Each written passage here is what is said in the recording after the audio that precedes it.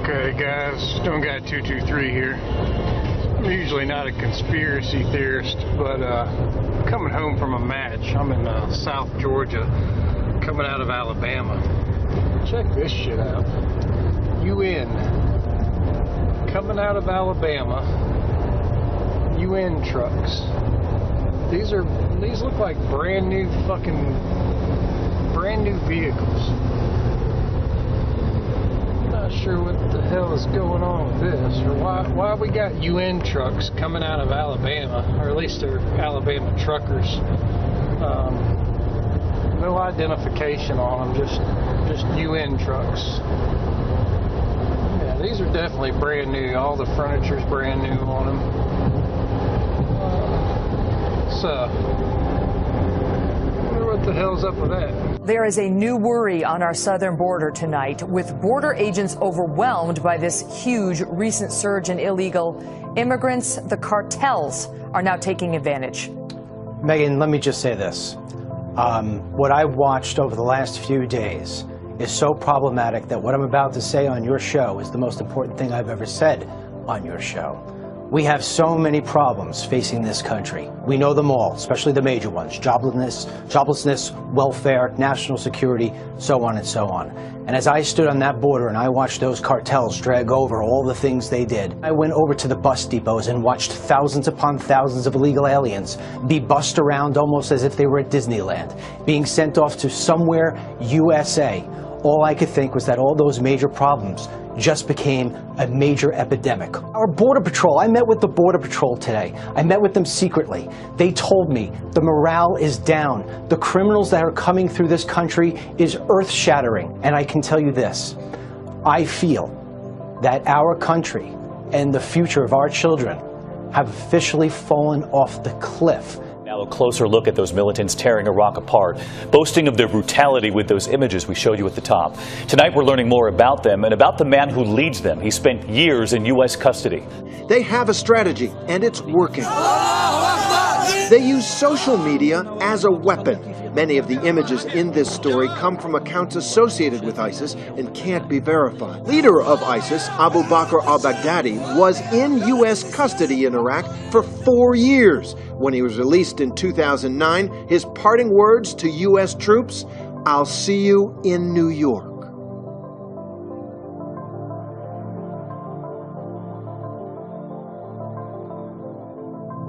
Former Secretary of State Hillary Clinton weighing in on the controversial prisoner swap of 5 Taliban leaders for Sergeant Bo Bergdahl's freedom. She was asked if the exchange was like making a deal with the devil. Here's her answer.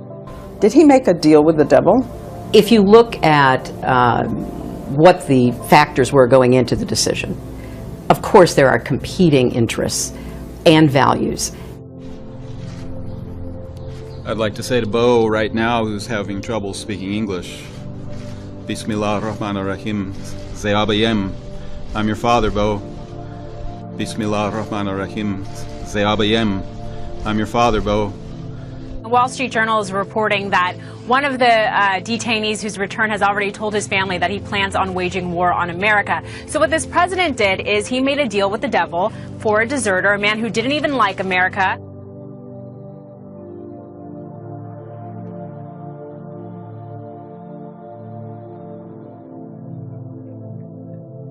In the spotlight tonight, America's gun problem. Yesterday morning, a 15-year-old student opened fire at Reynolds High School in Troutdale, Oregon, injuring a teacher and killing a fellow student before turning the gun on himself. My biggest frustration so far is the fact that this society has not been willing to take some basic steps to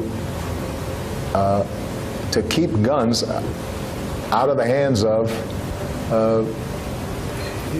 people who can do just unbelievable damage. President Obama is rallying supporters of gay rights. He spoke at a fundraiser in New York City last night for political donors who are gay, lesbian, bisexual, or transgender. He believes more needs to be done overseas.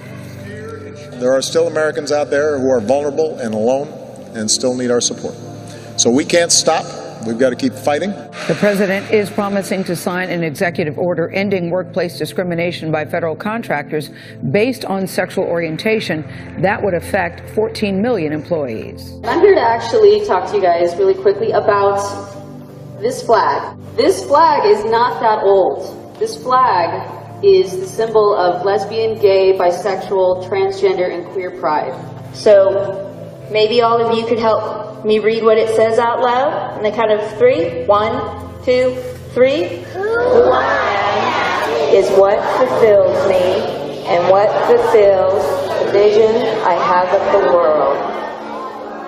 One high school salutatorian banned from discussing his faith in a graduation speech. He fought back this week. Take a listen. In coming before you today, I presented 3 drafts of my speech. All of them denied on the account of my desire to share my personal thoughts and inspiration to you in my Christian faith. It wasn't one that your school wanted you to share. You had heard 3 times that you couldn't include faith. What did the school tell you? That's right. Now, the first and second times I submitted my speech last week, the school told me, as well as their attorneys, that any reference to God or Jesus or prayer of any kind was unconstitutional and they would pull the mic on me. Additionally, the third time I turned my speech in, they denied it and handed it back to me with God or any reference to my faith blacked out in black marker. I mean, but look, all those, well, some would call them threats against your freedom of speech and religion. We're going to make sure we pay attention to this because this type of thing is happening more often than not these days, it seems, and it's a sad reality that this type of hostility has to go on. I go anywhere Greater Cleveland calls. 43-year-old Doug Odalecki admits that he's armed when he's on the streets, but it's with a video camera. And last Friday night, he captured this run-in with police. You're going to be cited if you don't get rid of the turn now. Like I said, I can't get rid of it, so you got to do what you got to do. The Parma man runs the Greater Cleveland Cop Block, which, according to Odalecki, holds police accountable for their actions. Last week, he took his camera to the corner of State and Brook Park Roads, where he held up a sign warning drivers that an OVI checkpoint was down the street. The sign said, "Checkpoint ahead, turn now." He said he's not for drunk driving. He's just against what he considers an abuse of power. It is a Nazi-esque style checkpoint. It is a papers, please type checkpoint. These guys are not out there for your safety or anything like that, so if you think that, think again. Our sobriety checkpoint is all about educating the public, and we need them to come through the checkpoint to educate them. The altercation was caught on camera as Odalecki insisted he had a right to warn drivers. According to state law, the police have to alert the public a few days before a checkpoint's set up. But in this case, they didn't like that he was telling drivers to, quote, turn now. So why is this thought to be a good idea to actually bring these high caliber weapons into U.S. streets? I don't think it's a good idea. High caliber weapons are extremely dangerous. This type of velocity is not necessary. I spent 24 years in the Philadelphia Police Department. I am fearful of this type of police chief getting this type of equipment. Welcome to the News at 9, and we start with breaking news. A scare for commuters in Weehawken after a threat near the Lincoln Tunnel. Transformed Weehawken into an armed camp. Authorities swarmed the streets with heavy weapons, rifles drawn, canine units making sweeps. Police shut down 19th Street, not far from the Lincoln Tunnel. Police even ordered some passengers off this Hudson-Bergen light rail train. Many people seem stunned and visibly upset by the huge show of force. I did see an Army vehicle going by, and there were a lot of helicopters. Police say the caller also said he had a gun and various chemicals. Authorities pinged or traced the call. Well, a man accused of setting off a manhunt on the seacoast following a violent confrontation with police. No one was hit by the gunfire. And backup arrived from across the region, including federal agents. Sections of routes 150 and 107 were shut down. A helicopter searched the wooded area overhead. An unsettling scene for people living here. It's scary because you don't know what's going to happen. You don't know who the person is.